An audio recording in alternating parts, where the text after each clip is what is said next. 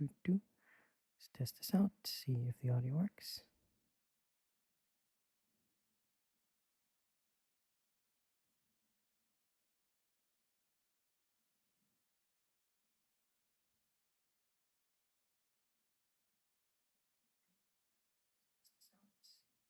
Cool. All right.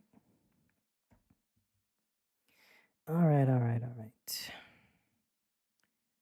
So let's get started.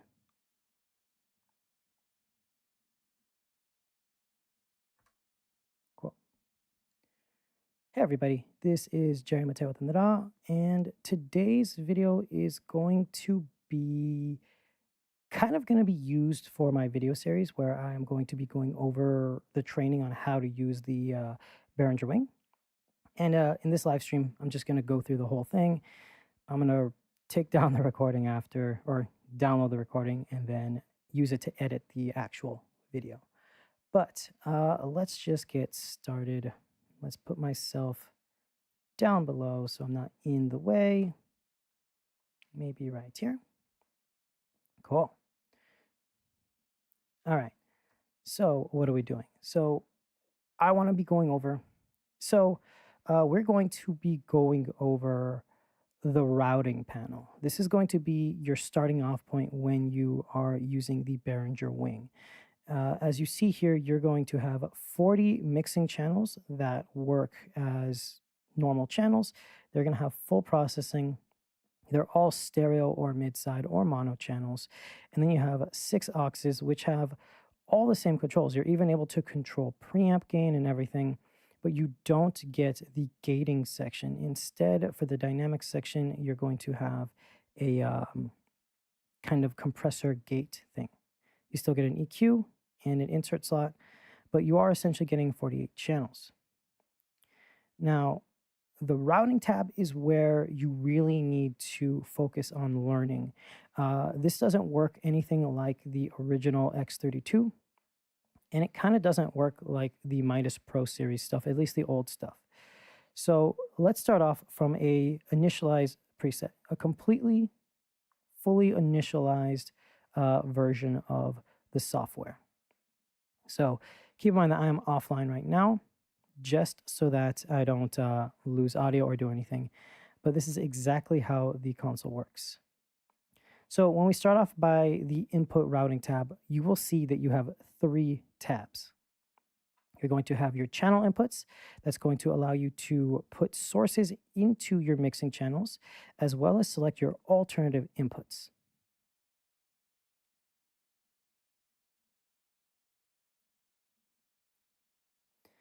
You're going to be able to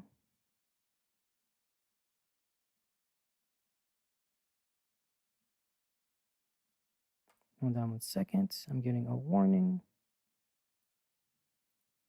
Let's see if I can fix that warning right now.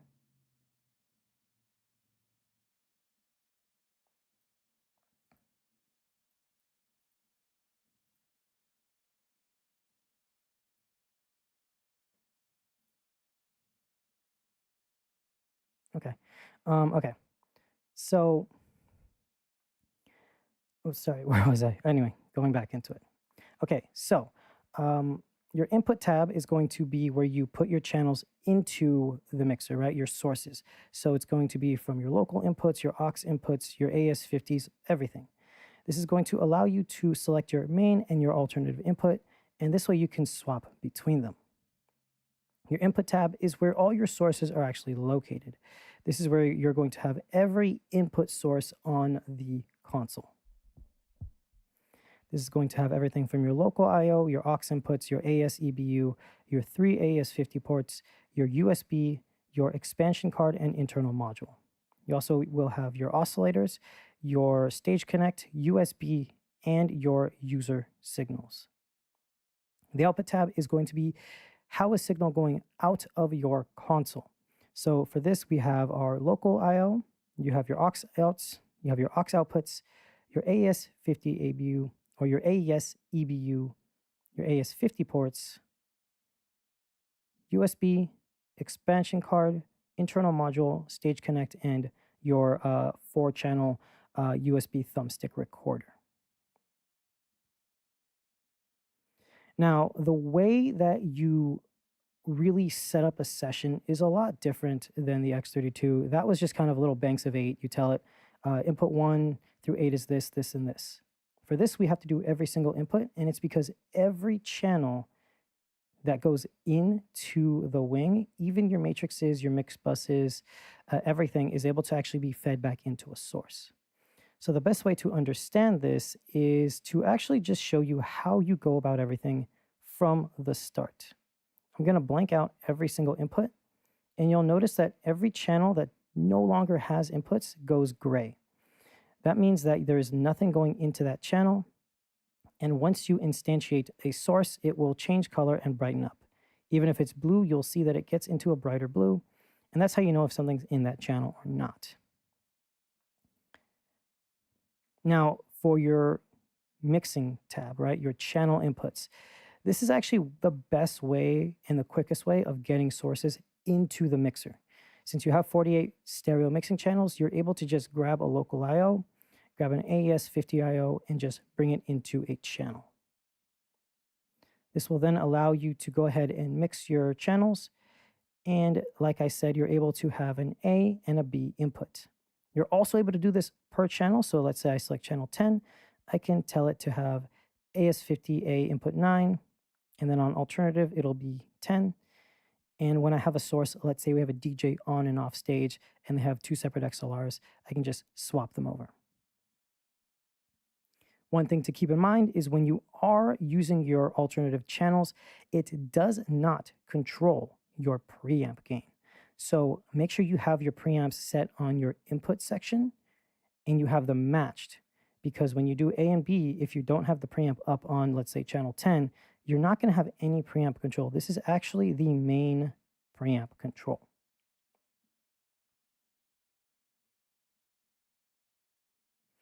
Now, for this, you're able to have almost every single source piped into your mixer, right? So you're going to have your local inputs, your aux inputs, which is only going to be there if you have a full-size Behringer Wing. The compact and the rack do not have aux inputs, physical ones at least. Your AES EBU, which is going to be that one XLR looking ports in the back. You have an input and output. That is a stereo digital signal. So you just connect that with an AES cable and it'll give you a stereo left and right, out or in. You have, like I said, you have your 3 AES-50 ports. And keep in mind that you can use these with the Behringer headphone amps where you can do 16 mixes. I forgot what they're called. But port A actually works as that. I believe it's the Ultranet. It uses Ultranet. Now, each AES-50 port has 48 channels in and out. So you're able to connect, let's say, 3 16-channel stage boxes or 132 and 116 channel. You can't connect more, but you will start losing channels. So it's good to keep in mind that when you have stage boxes connected, max it out at 48 channels. Your USB audio is coming from your computer. You have 48 channels to and from the DAW or from your computer, and the first 8 channels are actually automatically set up as audio inputs or as local inputs if you're on a PC. So my computer itself actually sees stereo 1 to 2, 3, 4, 5, 6, 7, 8 separately, or a whole 8 channels of 1 through 8 if I want to do surround sound. It's already there. You just install the drivers and you have it without needing audio. So it's really cool. Your card or external card expansion is mainly used for when you have an external card. All Behringer consoles, at least the Wings, come with the dual SD card. So it will say W Live Record, right? That doesn't stand for WAV. It stands for the SD card. Now, you can swap that over for a Dante, which will give you 2 EtherCon ports, and that is going to be 64 in, 64 out of Dante, or a Wave SoundGrid, which will have the same thing, 2 EtherCon ports that says Wave SoundGrid on it, and it'll give you 64 in, 64 out. This is going to be more inputs than your Wing actually has, but let's say you're using all stereo inputs, you can totally have that. I think it's 96 inputs that you can have as stereo sources into your channel or into your console at once. The module is very specific. This is only if you have an internal module. So what I did is I actually purchased a Waves sound grid and a Dante card, and I took the Dante card out of the a little adapter and put it inside of my Wing rack. I'm going to do the same thing with my Wing Compact when it comes in. And now I'm able to actually have an internal Dante card and an external sound grade card, or 2 Dante cards, or 1 Dante card and 1 SD card recorder. Personally, I think it is best to have an internal Dante with a external SD card recorder, because that module cannot be made internal, and it is very, very helpful to have 64 channels of recording in case you do any corporate events or any live events. I have a show coming up on the 20th and the 21st. We're doing, I think, 32 channels on one day and 48 channels on the other. I'm going to be able to record 11 hours of the whole show with my W Waves recorder card, and the Dante will be able to connect to the Digico or the Yamaha, whatever's there. Now, your other channels right here on the side, you're going to see oscillator, stage connect, US recorder, and user signals. So your oscillator is going to give you 2 channels of oscillator. You're going to have either pink noise, white noise, or a sine wave sweep, and the Behringer Wing gives you 2 of them. The Behringer X32 gave you a stereo oscillator that could be set into any channel. I believe it was just 1 oscillator though. This will give you 2. So you can have just a low frequency sine wave going through where you can gate that. You can have pink noise or white noise for any type of measurement, and you can bring them in as you want. Stage Connect is the Stage Connect IO that you can buy from Behringer and Midas. This will give you up to 32 channels going in or out. That doesn't mean 32 in, 32 out. This is very specific. You are maxed out at 32 total channels on Stage Connect. So you can have 16 in, 16 out, 8 in, 24 out, 32 in, no out. It's just whatever you have as long as it maxes out at 32 total channels. This will only be line in and line out, so there will be zero, absolutely zero XLR preamp gain. It's all 100% line level.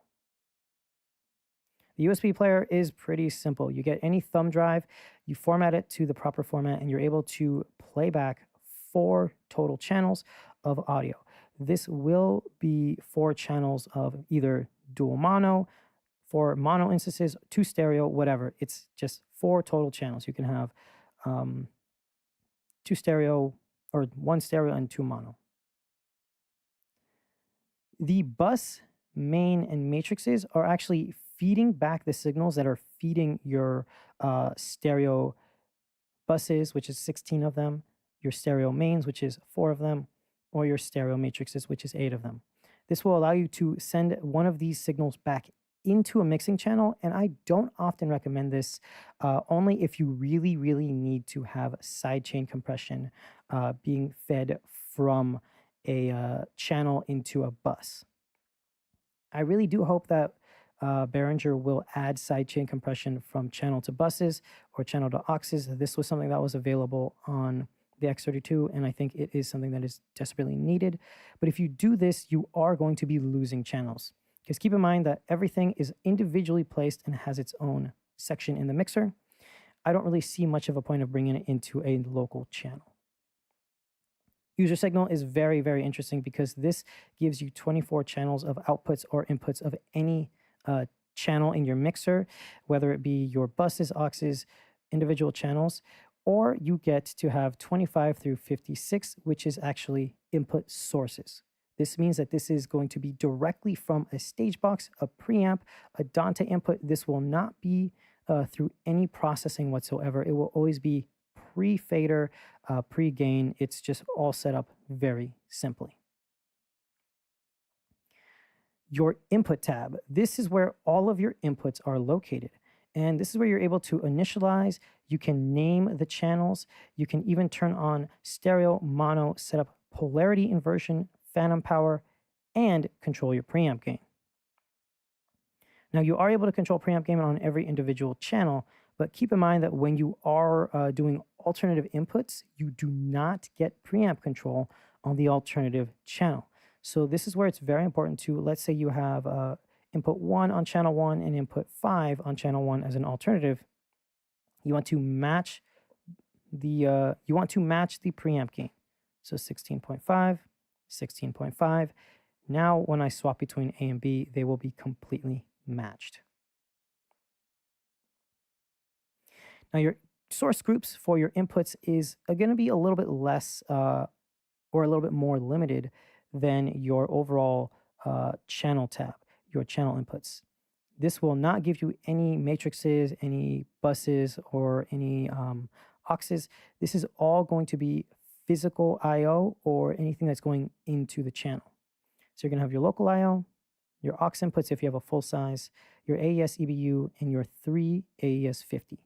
Once again, this is all 48 channels. And then you have your USB inputs, your external card, and your internal card. You still have your oscillator, and this is where you're actually going to be able to control the oscillator. The channel tab and output tab do not actually have control for the oscillator, but the input tab does. This is where you get to have sine wave sweep, pink noise, white noise, set the level that they're going to be at, make it stereo or mono, but keep in mind that oscillators are always mono.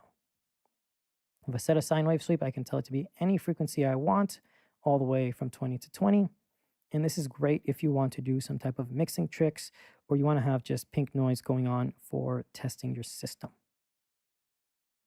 Stage Connect is Stage Connect. This is where you're actually going to be able to set up the configuration of Stage Connect. So you can have your auto, which is going to be detecting what you have, and it will do everything accordingly. Or you can have 0 out, 32 in, 32 out, 0 in, and as you see, anything in between. This is actually really cool. Auto usually works, but if everything is not on its latest firmware, keep in mind that it is always important to use the Stage Connect calculation software that Midas and Behringer offer for free.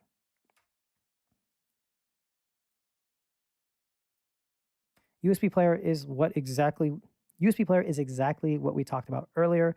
This is going to be your inputs, your sources from the USB, basically either be 2 stereo tracks, 1 stereo track, 2 mono tracks, 4 mono tracks. This is where you get to control them, set them to stereo or mono. The Behringer automatically links the first 2 channels as stereo and gives you mono for the second 2.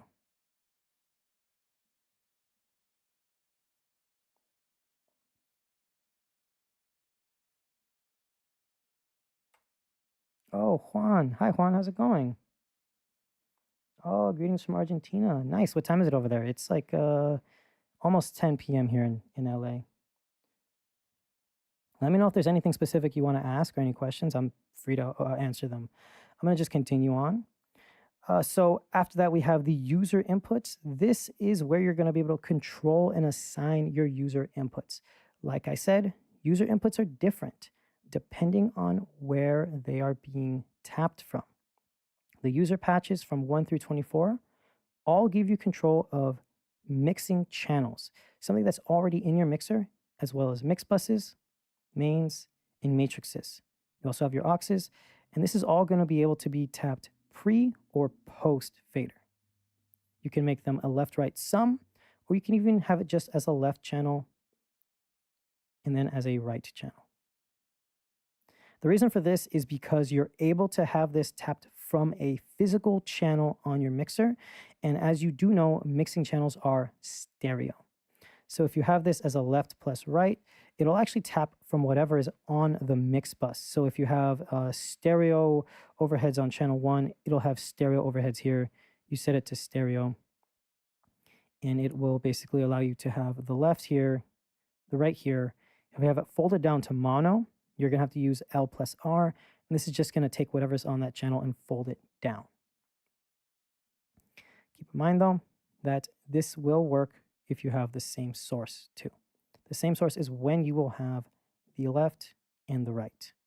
Because it's the same source and it's in stereo, now you get to have the true stereo source of that mixing channel.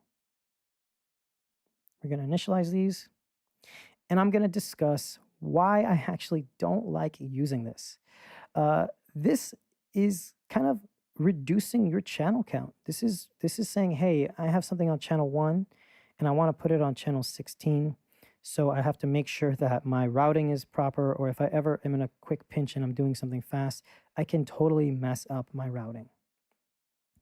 If you want to do like mismatch, like left and rights that are channels that are even and odd, because the Behringer does not let you stereo link even and odd channels, this is a great way of doing this, because normally it's channels 1 and 2, 3, 4, 5, 6, 7, 8, and so on. Those get to stereo link, but channels 6, 7, they cannot. So that's where you would use the user patch 25 through 56, because this is directly from inputs only. You do not get your mix buses, you don't get your mixer channels, you get mono inputs, local, AES, AS50, Stage Connect, USB players, your modules, your USB, everything. So let's say I'm going to do channel 1 on AS50A and channel 2 on USB 3. I can now make this stereo, and this will be able to link channels that normally would not be linkable into a stereo channel. And because these are inputs, they're pre-processing, it's just sending it in. You're not losing any channels whatsoever. You just bring it into a channel input on your console. Let's go to our output tab. The output tab is honestly the simplest tab that I can find. This is where you're going to select how you're going to record onto something like your USB, your little thumb drive, right? You have 4 channels to choose from. So I can say, hey, I want to do my mains, left, right, and my subs. Done.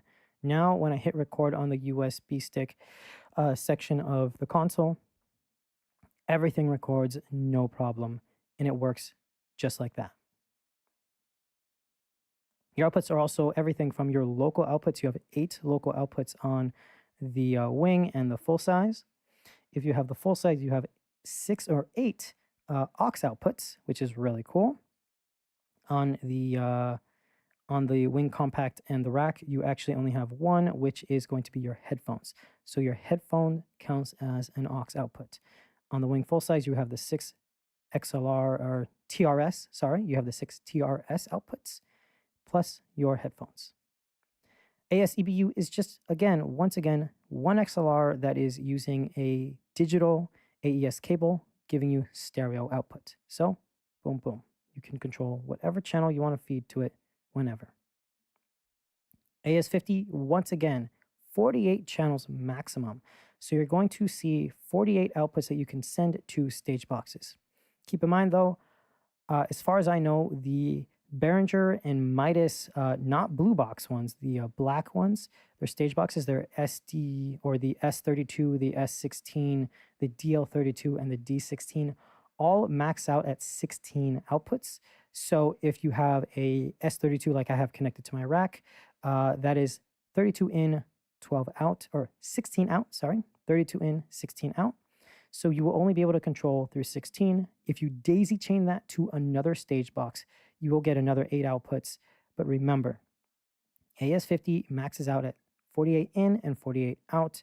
If you keep daisy chaining it to get more outputs, you will not get more inputs. It will just be stuck at 48 inputs.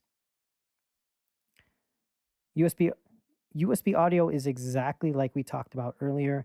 This is just going to feed into your DAW to do multi-track recording, or feed into your computer. Let's say you're doing a live stream like I am, or gaming. This is where you can say, hey, my voiceover is going to come from local 24 into 1 and 2. Boom, done deal. Expansion card is, again, Wave Sound Grid or your Dante card. Your module is going to be Wave Sound Card or module internally, but this is also where you're going to be able to control your inputs going into your SD card recorder. The SD card recorder separates things a little bit differently than you would think. Let me see if I can see the SD card recorder. I can't see it here because I don't have it activated to my live session. So let's do that right now. We're going to connect. and you see my SD card right here. So the way that the SD card recorder works is you basically get two cards and you get to control them. SD card 1 and 2. You can see how they're formatted, and that is going to be 8 channel, 16 or 32 channel. And when you get out of this menu, you'll actually see right here, if you link it, they'll record at the same time, and you'll see channel 1 all the way through 64. So the way that the patching works for this is you send channels through 1 through 32 here, and let's say you want to have a backup, 33 through 64 will be the same patches. If you want to do a 64 channel recording, let's say you have 64 total inputs going into your stereo channels, that's where you just continue on with the line until it reaches 64. This will record 32 onto one SD card and 32 onto the other. Once you do that, you're all set and you're good to go.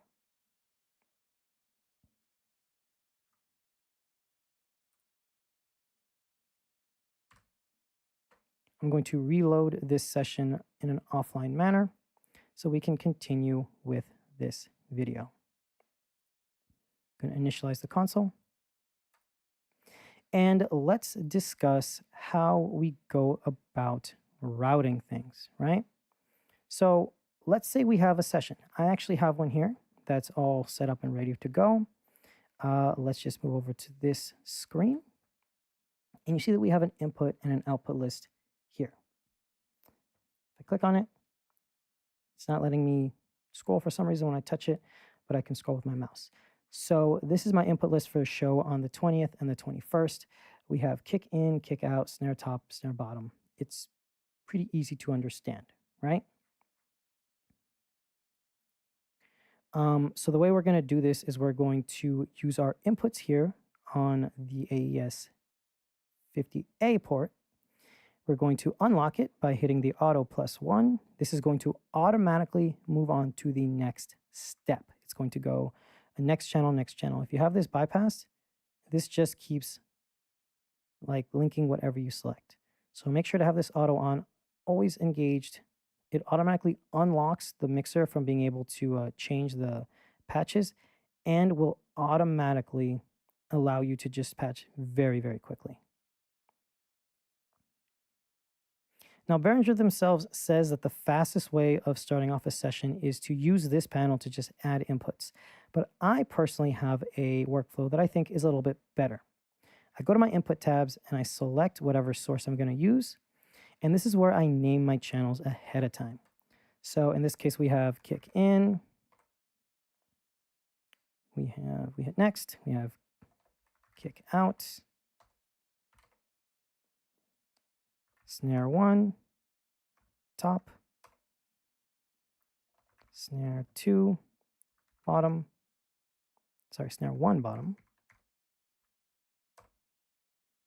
Snare 2, top. Snare 2, bottom.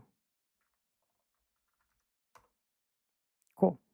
Let's say that that is going to be my mix, or that is going to be the channels that I'm going to be bringing into the session. Now, when I select my input source, you can see that it's already labeled. So now I can just go like this.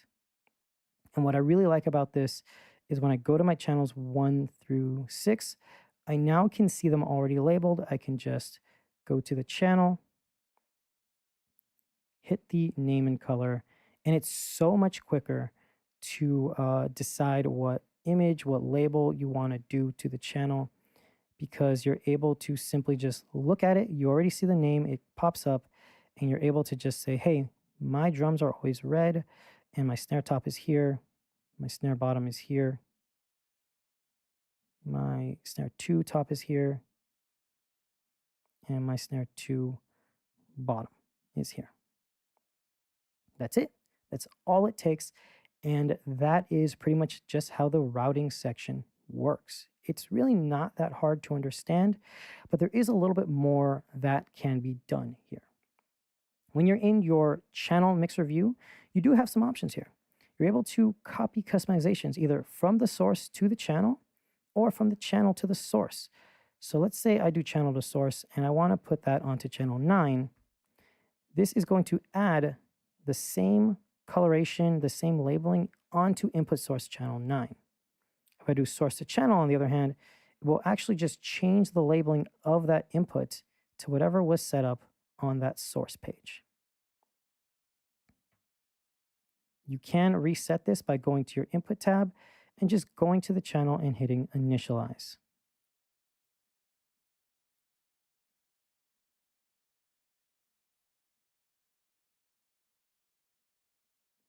Now, earlier I did say that the Behringer Wing has mono, stereo, and mid-side channels on every single input.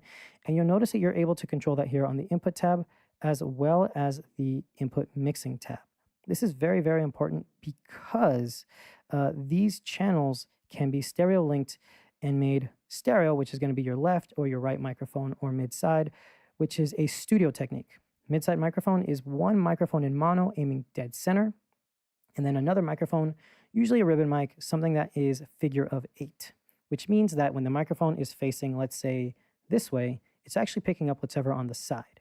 What you normally do in a studio or with a real world situation is you have the mid side coming back onto 2 channels, you invert the phase on one, and that makes it stereo. It now is out of phase of itself, and when you pan it stereo, it sounds super wide, really nice, really cool.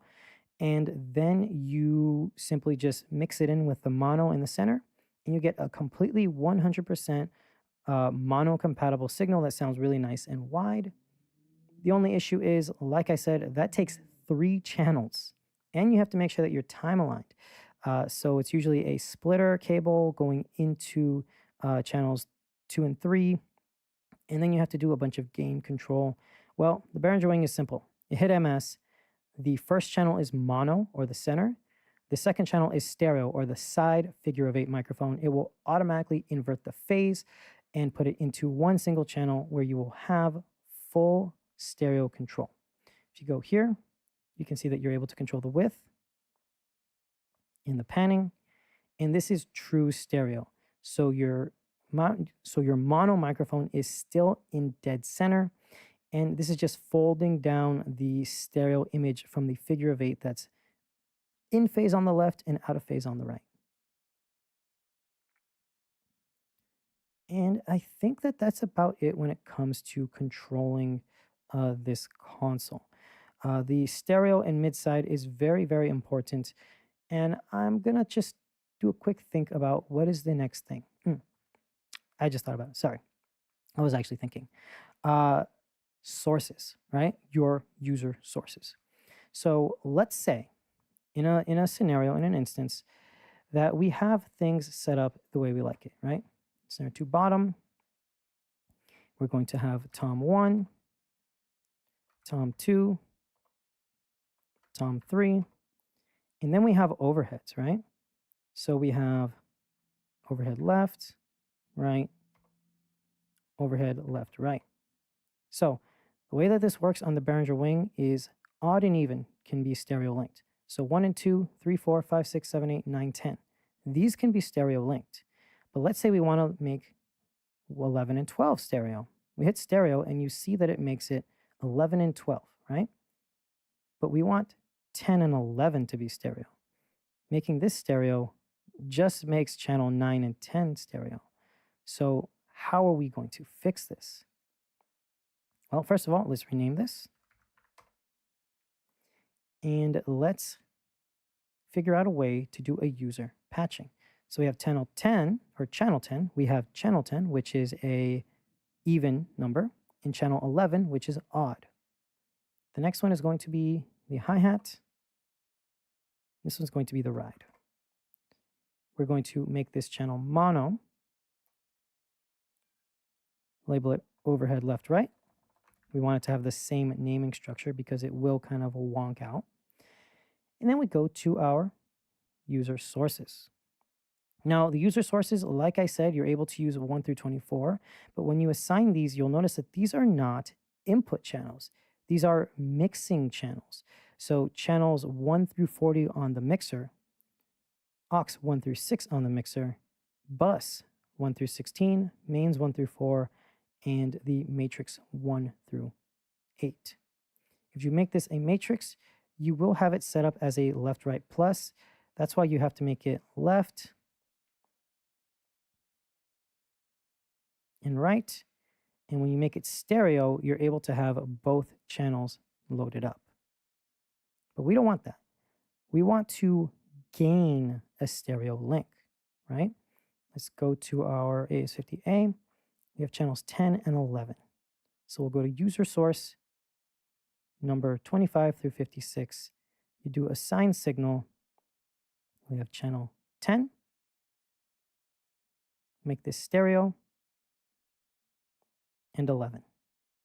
Now we have an even odd pair automatically in stereo. We can invert the phase of one, we can invert the phase of the other, but we have no other control. There's no gain control, there's no pre or post. This is all inputs. These are all physical or digital inputs going into the console.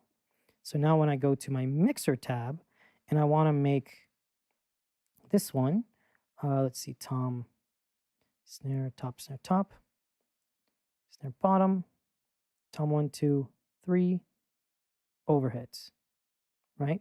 This is not going to work. No, what we want to do is go to user inputs 1 and 2, or 25, 26.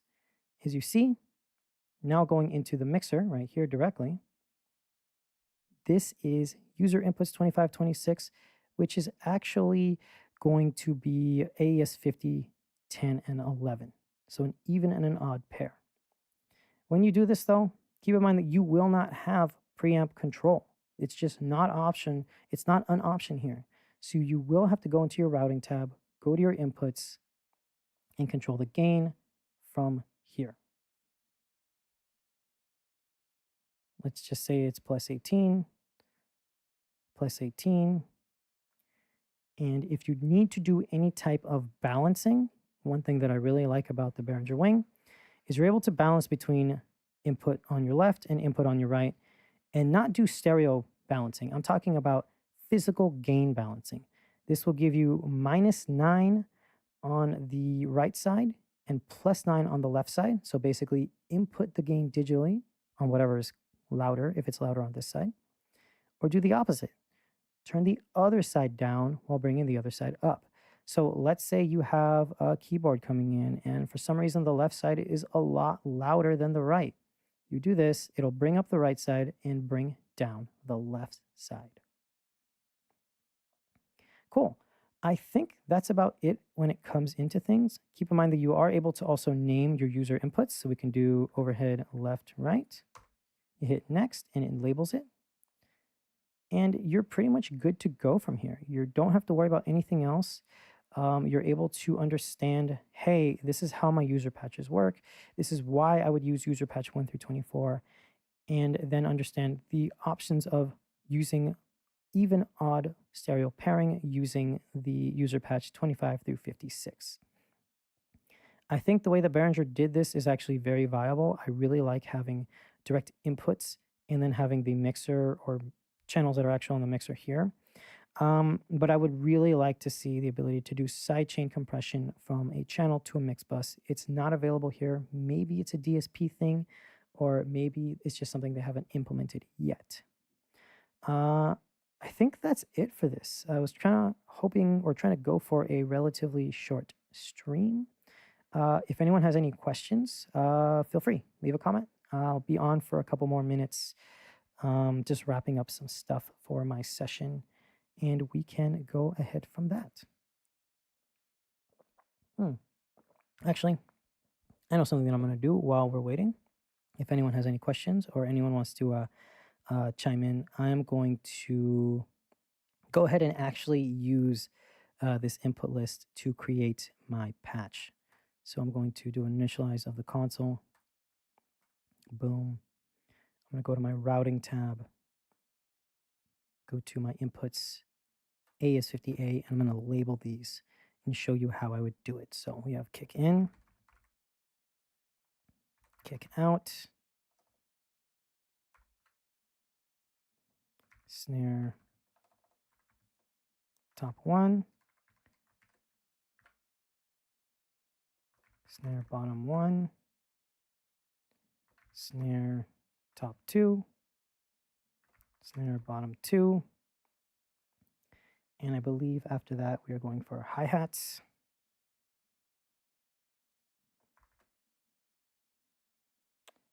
Tom 1,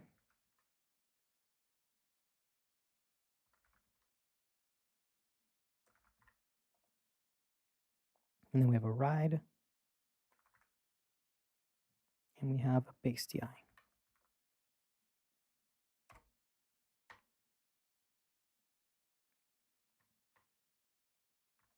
Let me scroll over to show you the input.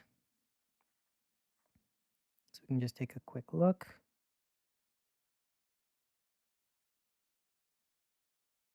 I'll do a little adjustment to my green screen too. I want to get rid of some of this little flickering. Cool. All right. So we have our floor toms, we have our overheads here coming in after, and then we have a ride. We have our bass DI, an electric guitar left and right, an acoustic guitar. We're skipping 18 to go into keys. And I think this is going to be pretty good. Now, the reason why we're doing this is because, let's just be honest here, we're going to be using a X32 paired with a Behringer Wing, my wing, going into a X32 full size, splitting. And then on day 2, we're going to be doing this with a Digico. So because we're doing this on a Digico, it's just going to be easier to just have it set up like this. So after the bass DI, we're going to electric guitar left and guitar right.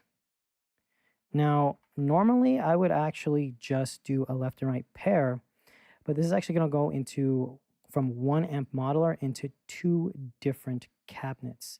So I want to be able to have control if I want to make it a mix bus or something like that and use like a stereo imager. I want to be able to have individual left-right control. It's going to be a half stack and a combo amp. So it's going to be a different amp. We have the keys, which is going to skip this channel. Let's see where I'm at. I should be right on 11. Oh, no, right is on 13. I seem to have missed something. Let's double check. So we have hi-hat on 7, tom 1, tom 2, tom 3. Oh, floor tom.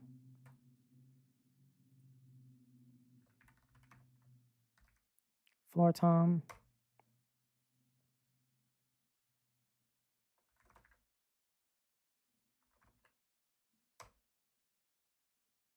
Ooh, the overheads are on an even odd pair. Interesting. We're going to have guitar. Nope. We have ride. Guitar left. Guitar right. And let's see. Messed up again. It's going to be bass.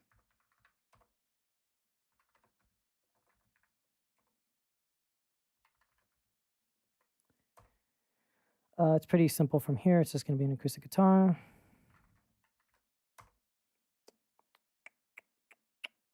And let's take a look. So let's put these onto the channels and let's see how we're going to make this work. So let's go here, go to routing. This is where we can now grab this from our AS50As. And we're going to have kick in, kick out, snare top, bottom, hi-hat on 7, tom 1, 2, oh, and floor tom. So I was wrong again. So let us go into here.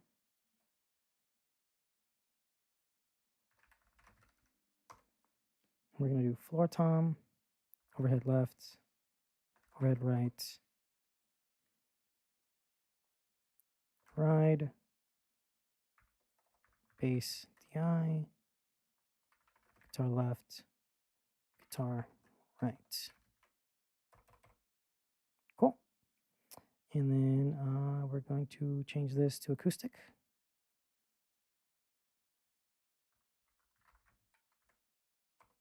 And this one's going to be blank.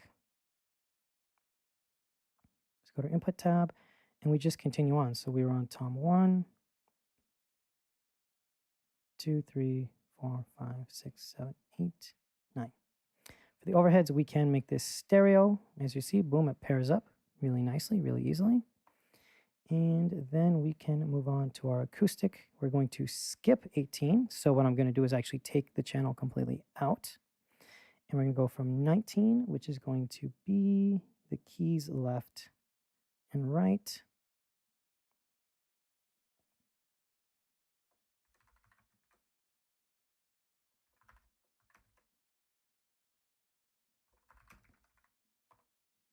Keys mono, and then we have lead, Vox, backup, lead, Vox. We have the guitar Vox, and then we have guest mic.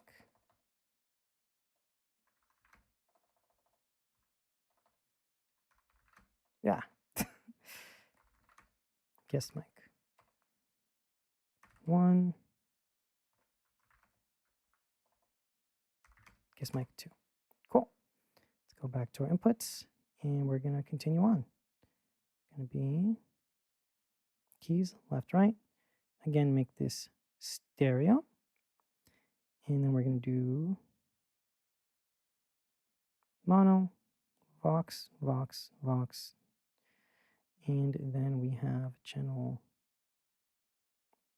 26. Now, this is where you have to keep in mind that when you make a channel stereo linked, this is where you have to keep in mind that when you have a channel stereo linked, you are going to have channels that you're not using anymore, right? You're not going to be using channel 18. I'm going to put it here. And this is where you're really going to be saving on inputs. Give me 1 second. I'll be right back. I'm getting a call. I will be right back.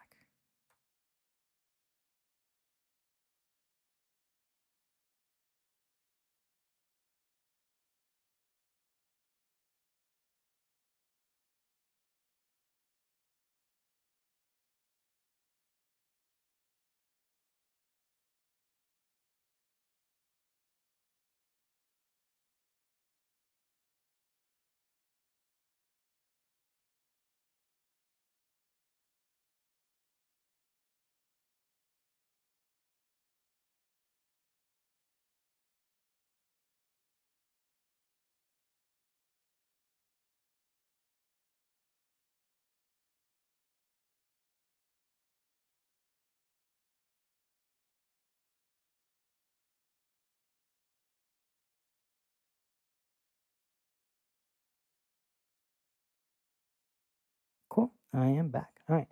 I just had to fix something real quick. So we have the guest mics 1 and 2, and we don't need anything here at the moment. So after that, we'll scroll down, and what do we have? We have the congos, which are no longer going to be here, the bongos, percussion left and right, ambience left and right.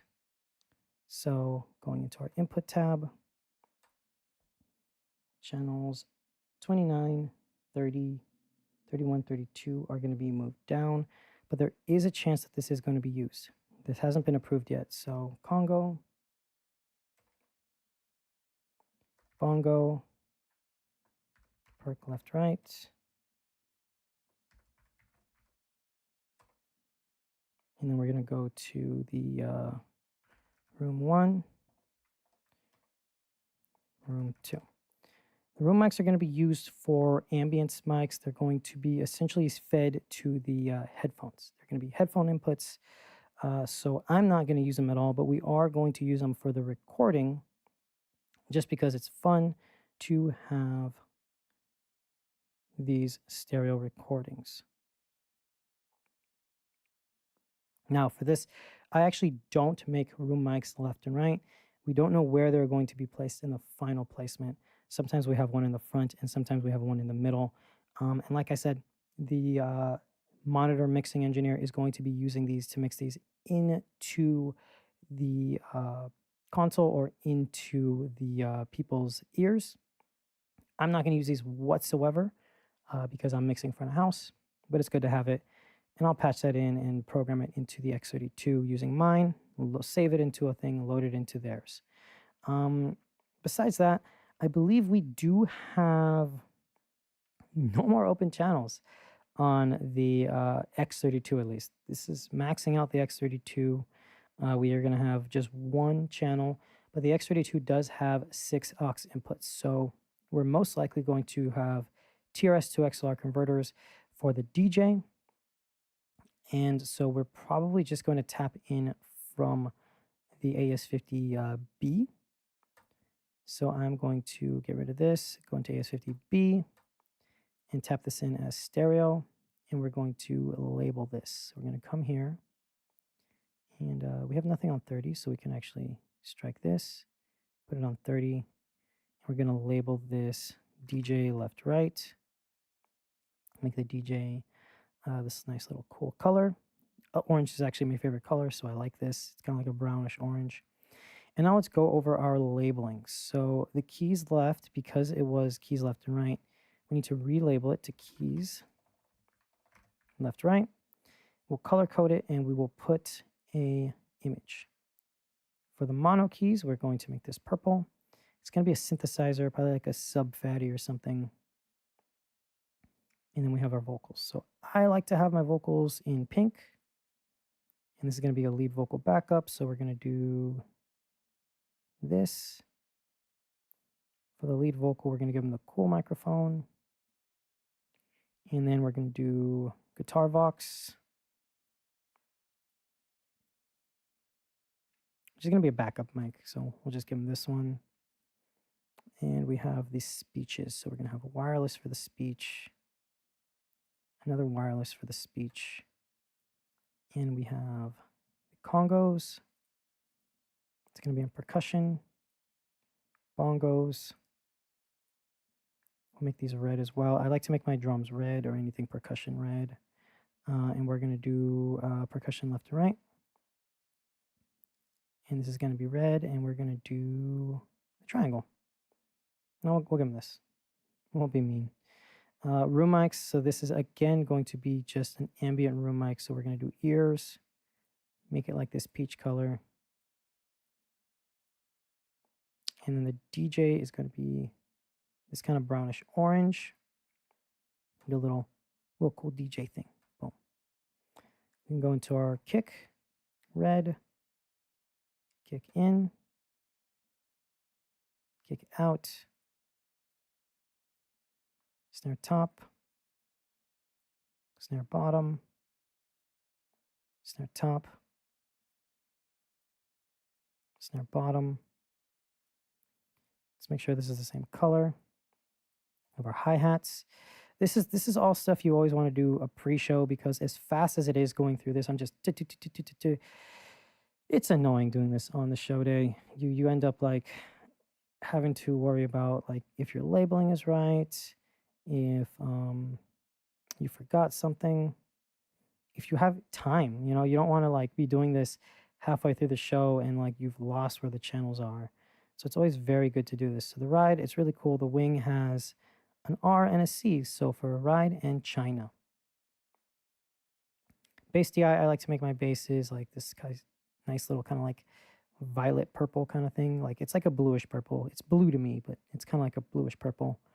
And then I'm going to give this cool little logo for the guitars, since they are going to be different amps, but the same guitar. He's using like a Kemper. Doing that, and then the acoustic guitar. And we're all labeled up. Cool. The next step is setting up my buses. So I'm going to be doing front of house. I do not need to do monitor mixing. So I'm going to copy these over. You're going to hit all, and you want to go to your feed. The reason why you're going to your feed is because when you do this, you actually copy all of the settings. So when I drag up to here, I'm going to keep 4 channels just in case. Keep 4 channels. And you go here, you're going to see that all of these channels have fed and kept the same grouping. If you don't link the feed, let me show you. You hit all, you copy it here, this will not copy over the sends. So you always want to copy over the sends. When you hit all, then you go to feed all, you select those channels, and it copies over the feed.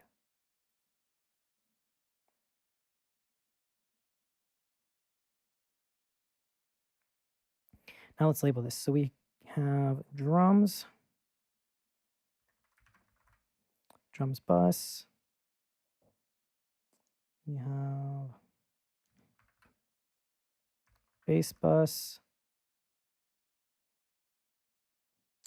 Let's see what else we have. Drums, bass, and guitar bus.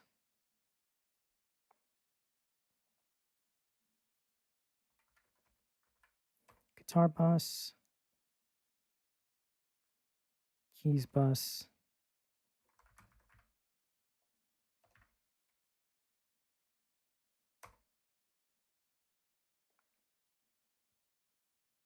vocal bus,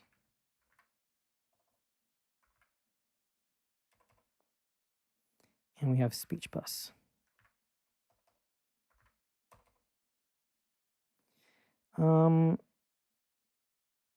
The DJ doesn't need a bus. I'm going to be honest with you. I don't care about the DJ having a bus, and the rooms aren't going to have a bus either. So that's really not going to matter much because they're not going there. The next thing is making sure that every single one of these channels is not going to your mains. So you're going to copy this, go to every single channel, except for the DJ. Copy this, nothing is going to mains. And now you can do either selecting the bus by going mix to fader, which actually is pretty fast. So we can do bass, guitars, keys, the vocal bus, speech bus, and oh, percussion. That's another one.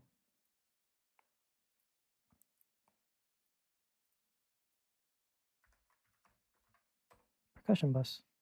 Now for this, we're just going to go to the feed, and I believe the percussion bus is going to be on channels 25 through 27. So we're going to go 25 through 27. For this, you can actually just drag and drop. It's really cool. I'm going to set to on, hit apply, boom. Now they're in the channel, and we have our mix buses. The reason why I do this is because I like to have my processing or my inserts on my mix buses. So I'm going to copy this, make sure all of my mix buses have the inserts on. We're going to start from the drums. We're going to do number 5. And for the drums, let's see, what post-processing do we want? What do we want as a cool effect? Do we want to have tape saturation? Do we want to have a stereo imager? What do we want? Well, I'm probably going to do a multi-band compressor. For the bass, I am most likely going to just put an amp on there. We're going to go for the Jazz Clean Amp. For the guitar bus, we are going to add a stereo imager.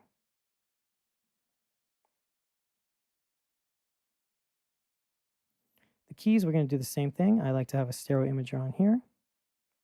And the Velvet Imager does more than just stereo imaging.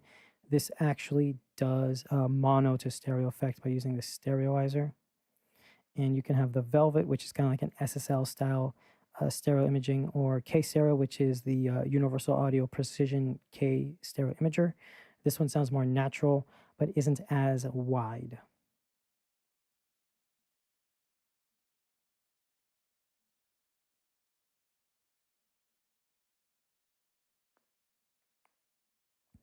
For the vocals, we will most likely have these as a channel strip.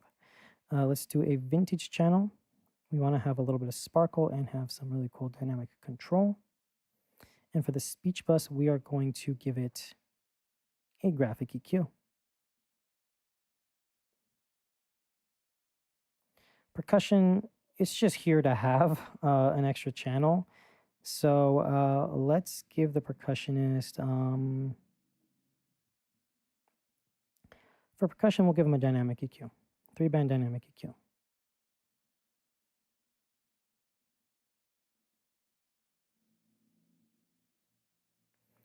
That looks good to me. We have the processing that I want for everything. Let's set up our delays and reverbs.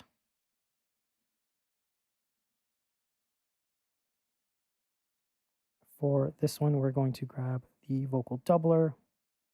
I really like this as a chorus, and we're going to have his group.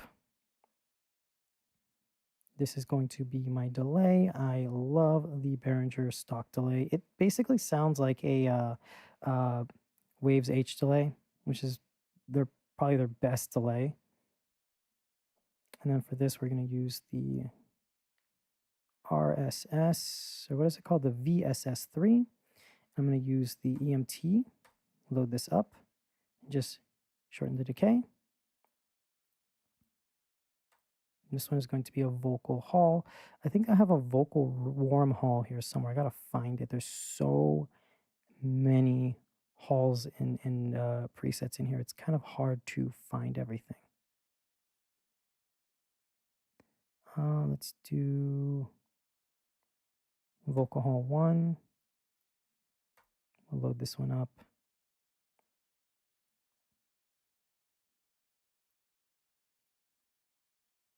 And we're all set. So we have our effects returns set up. There's sends and returns. We have our mix buses set up, and everything should be in phase now, because whenever you add an instance of a effects rack plugin, it will add some latency and get things in and out of phase. Whenever I want to instantiate effects rack or effects rack's effects, I usually do it in a bus, because it'll make everything on that bus slightly delayed, and then I can delay just the buses to time align. But because we have something on all of them, we're going to be really closely aligned at all times. And then all we're going to do is control where these buses are going to feed to. So all of these buses are going to my mains. And this final bus is actually going to be my subs bus, because we want to feed time aligned low end into our subs. So this is going to go to the mains 2. And every channel that's going to be fed from here is going to be something that has excessive low end. So we're going to go to our subs bus, do the kick in, out. We're going to do the toms. We want to give the toms a nice beefy low end. And then we're going to do the bass. We're going to have the sub synth, and nothing else should go to the subs. The DJ, since he's going left, right, he'll go to the subs on his own directly. Then I go to my mains, and I'm going to set this to 0. The reason for that is because in case I need to send this to delays or front fills or even a broadcast, which I believe there's going to be a broadcast feed, we're going to be able to have a dedicated left and right with no processing on it. So this is going to feed matrix 1 at negative or at unity. I'll do like -3. This is going to be matrix 2 at -3. And then we're going to do matrix 1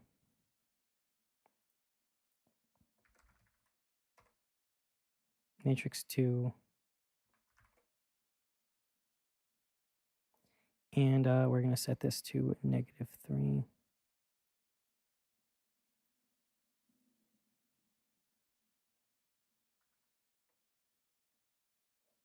-4. Cool. So this is set up. Now what I can do for this is set up my crossovers. So day 1, we're going to be using a QSC system. Day 2, we're using L acoustics. We can bypass this once we have the L acoustics. But for now, we're not going to. We're going to have a cut here. We'll do a Links Riley right here. We'll turn it on. You will notice that you kind of sometimes lose different bands of EQ when you use something like Links Riley 48 or the bandwidth 48. But if you do Links Riley 24 octave slope, you don't lose channels. So that's a really cool thing. We're going to set this frequency to 80 because I would believe we're using K subs and those are at 80. I'm going to set this to Links Riley 24. And notice how you do lose more channels the more aggressive your high and low cut are.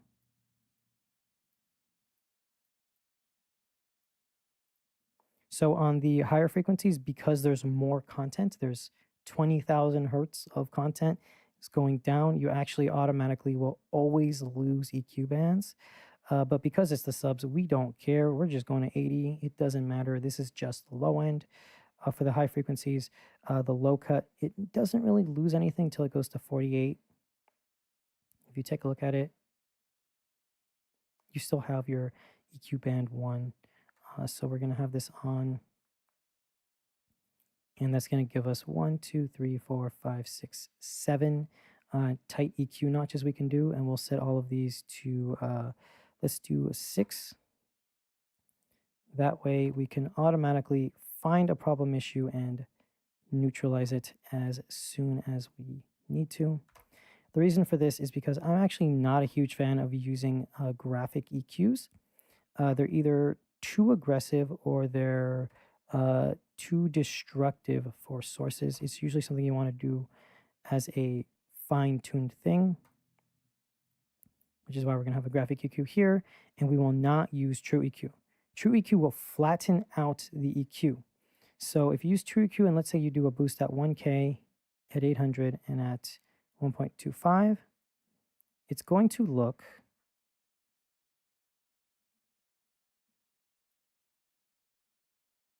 kind of like this. It's going to do its best to essentially make itself look flat. And as you see, just to do that kind of effect, it's doing a lot. You're getting a really aggressive EQ. It's not really something you want to do unless you're okay with using this as like a corrective EQ, like as like a big balancing EQ. And in live sound for front of house especially, you don't want to use a graphic EQ to do big boosts and stuff or anything like that. You'll just cut frequencies or do some minor tweaks. So I never use the true EQ. I always have it set as a normal stock standard graphic EQ. That's going to be tighter, but it will kind of do this kind of like little thing where it does bands like this. That is a lot more tolerable than having to have like 20 dBs worth of content just shelved out. For the subs, I am going to use the Psychobase. This is my favorite plugin to have on this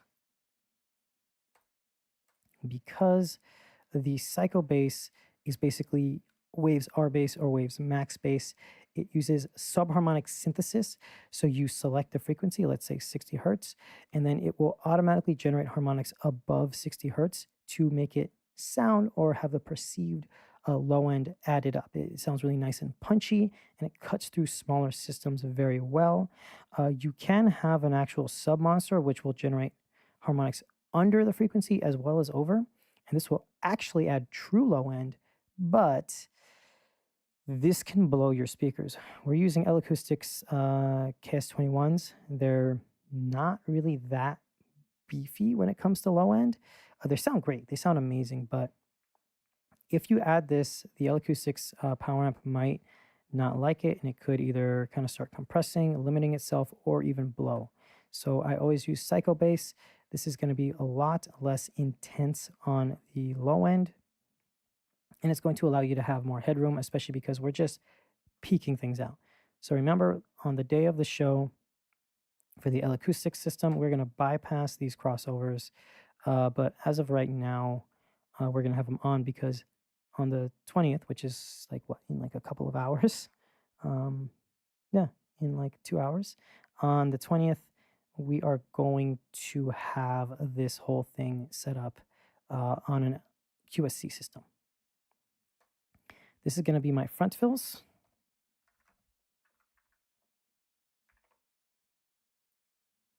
And we're going to put a little front array for this. Do a sub for this one. And main left right for this one. We're going to do this line array. And actually for the front fill, we'll do this. We'll do this.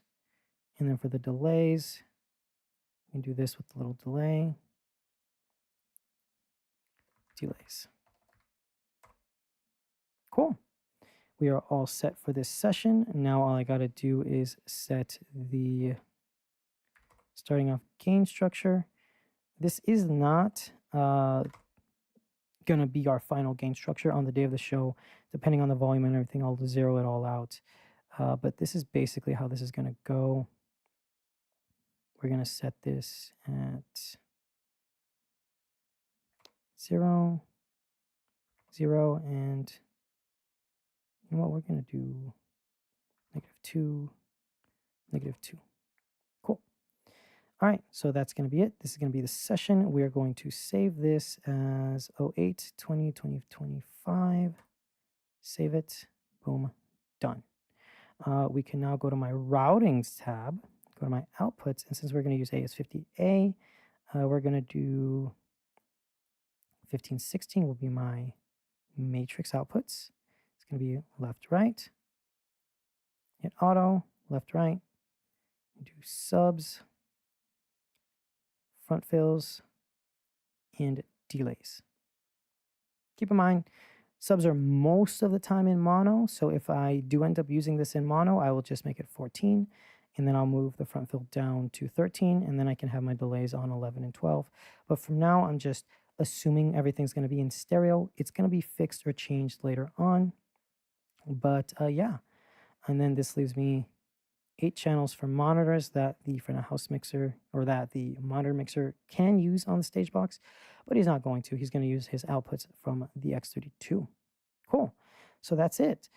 We went over earlier in this stream, we went over the inputs, what they do, how they work, as well as the different source types, the mains, alternatives, and the very important user input patches and how they operate.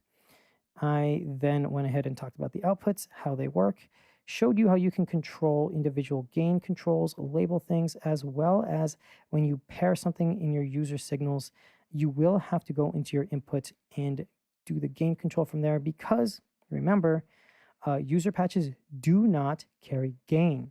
So when you do a stereo linking on a user patch, you will have to go to that channel and change the gain from there. You cannot do it from the normal mixer view that you can when you normally have something as a normal input. I then went ahead and labeled and created a session showing you guys how I made some channels stereo, some mono, and if the time comes, we can go over how to do mid-side processing, but it's the same thing as doing stereo. It's just the mono signal is going to be on the left and the stereo side is going to be on the right, and it just automatically does all of the crossovers and all of the phasing for you. And then I created mix buses, labeled them. I have my delays and reverbs. So we're going to do vocal verb, plate, delay, and doubler. The only other thing that I may do is put in a vocal tuner onto the lead vocal backup.